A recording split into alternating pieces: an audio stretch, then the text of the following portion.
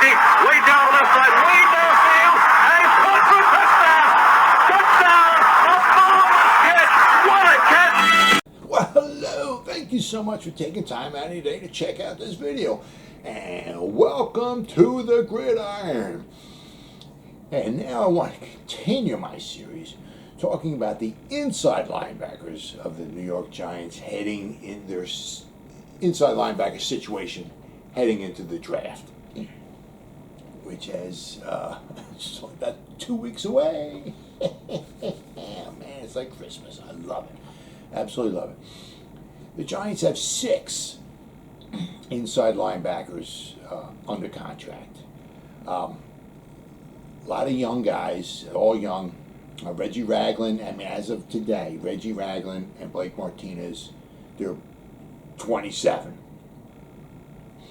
You get Jay Crowder, who's 24, who was Mr. Irrelevant, last year in the draft. Devontae Downs is 26. Got T.J. Brunson's 24, and Cale Garrett, who is on a futures reserve contract. He's 24 years old as well too. Jay Crowder, he had some injury problems last year. I believe it was like his hamstring. He played in 7 games. He had was 28 total tackles. He started, I think, like 3 games.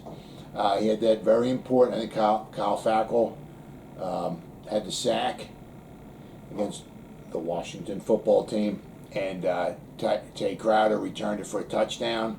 If it wasn't for that, we won 20-19. We may not have won that football game. You got Devontae Downs, played in all 16 games. He had 8 starts and 33 total tackles. Nothing phenomenal. T.J. Brunson was a 7th round pick, I believe, last year for us.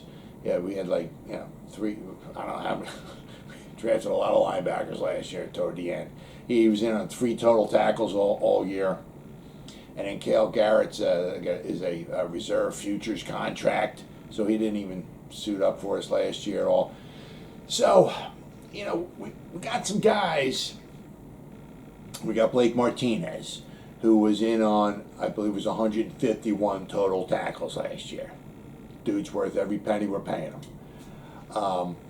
He last 4 years, he's played 5 years in the NFL. The last 4, I believe he's played every game. You look, the last 4 years is tackles, total tackles, between unassisted and assisted and solo tackles. Just phenomenal. Last 4 years, consistent. The amount of games he plays, consistent. Just a phenomenal job. Then we got Reggie Ragland from Detroit. Now, once again, Reggie Ragland, 2016, was drafted by the Buffalo Bills in the 2nd round. So there's a quality there. From Alabama. Once again, the Alabama connection. But unfortunately, Buffalo had to place him on the injured reserve because he tore his ACL.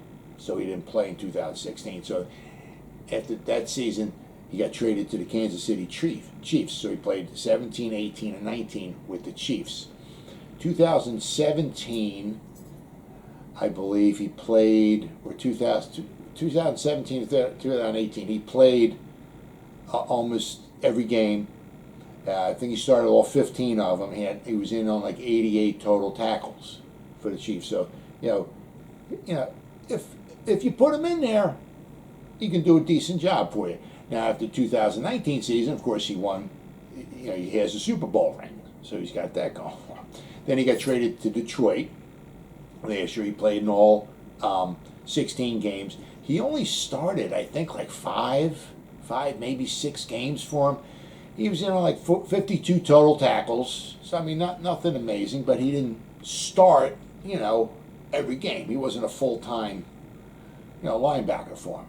So he got it on 52. So, if you put him in, all 16 games, he plays all 16 games, you can see where he would get some production for you. Absolutely. So between him and Martinez, you got some guys that can do some tackling.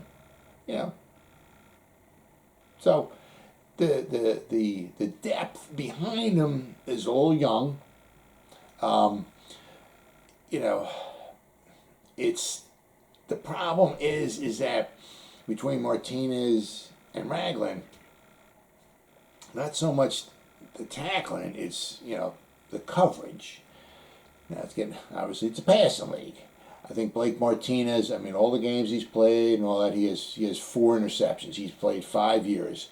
4 of the years he had 1 interception in his year, so he has 4 career interceptions. Reggie Ragland has 1 career interception, so between the 2 of them, he got 5 total interceptions. So the coverage is not their strong suit. But let me show you in the draft who might be able to help us out on that. Now, of course, you got Micah Parsons. You know, more I keep seeing and reading and all that about him, some of his, you know, possible problems. You know, I even saw he might have some issues going back into high school as well. I'm not sure if Joe Judge would want to take a chance on that, bringing him, even though, I mean, he's a plug-and-play player, you know. I'm not sure if he wants to bring him into the Giants organization, somebody with some character issues. So I don't think, he may not even be there at number 11 for the Giants anyway, so they, you know, somebody else might take a shot at him. So I don't think we'll be getting him. The other guy is Jeremiah Owusu-Koramoah. I hope I said that right. Koramoah from Notre Dame.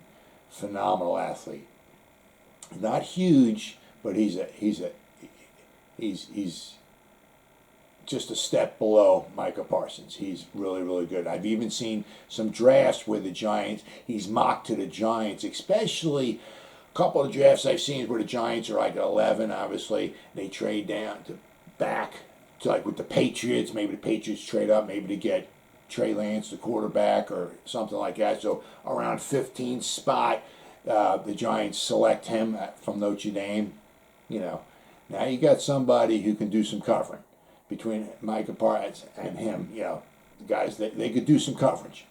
If the Giants don't select either one of these 2 guys in the first round, like I said, I don't think the Jeremiah Owusu from Notre Dame, that they're going to take him at number 11, and Micah Parsons may not even be there. So you can almost kind of rule those 2 guys out. I don't see the Giants taking them in the first round.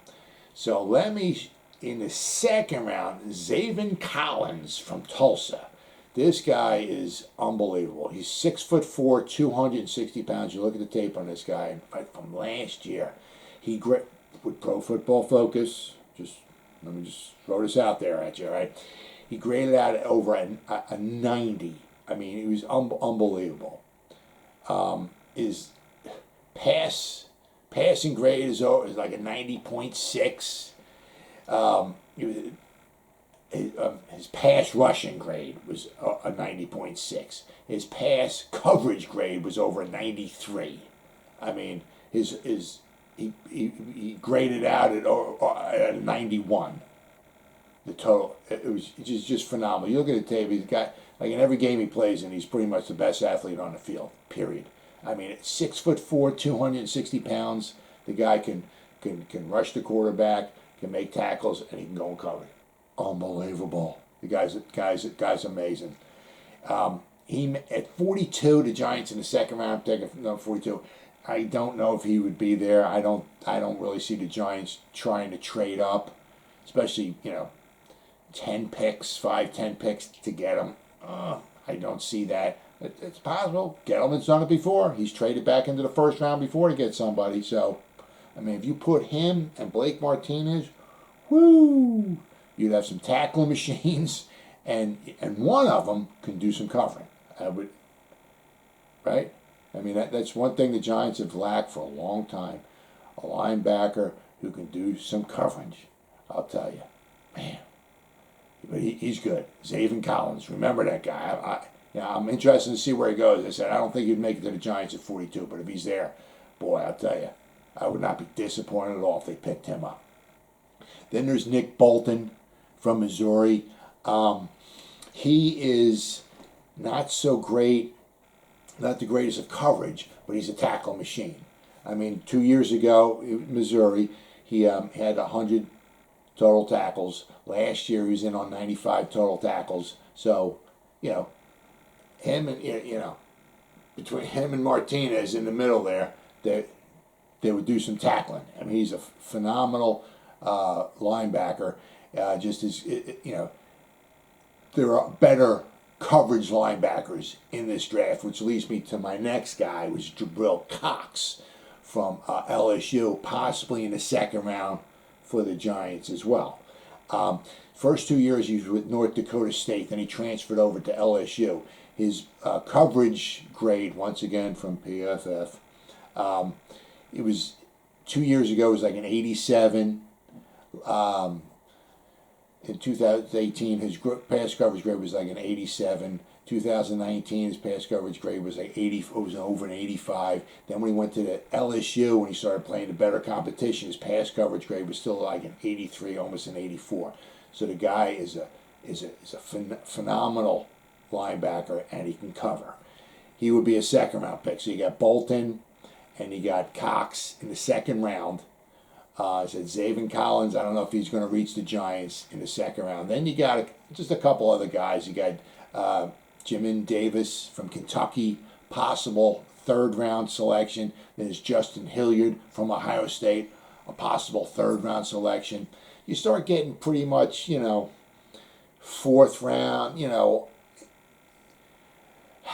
because the Giants, four, and then the 2 6 rounds they got. I mean, if you take a middle linebacker, in the 6th round, you just kind of add into, the depth that you already have on the team.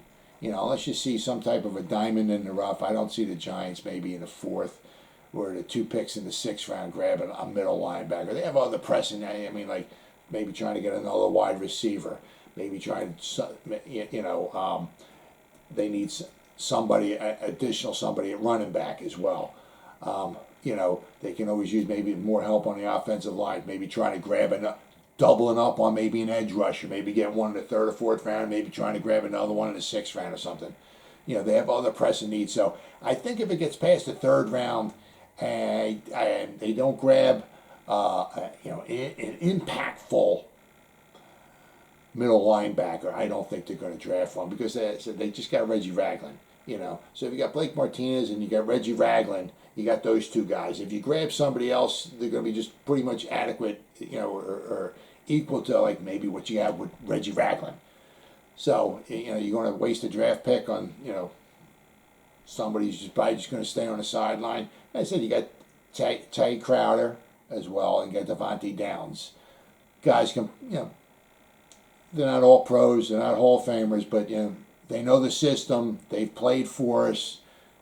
They're adequate. They can put them in there as well. So if they don't grab somebody in the first 3 rounds as far as a middle linebacker, I don't think they're going to take one at all. But I mean, don't forget, as I said, Zaven Collins from Tulsa. All right. Then you got Nick Bolton from Missouri and Jabril Cox, guy can cover, from LSU. Those 3 guys. If we can grab one of those guys, I wouldn't be disappointed at all. We would be set in the middle linebacker position. We would be pretty damn good. Well, as always, guys, thank you so much for taking time any day to check out this video. You guys stay safe out there, and go Giants. Woo!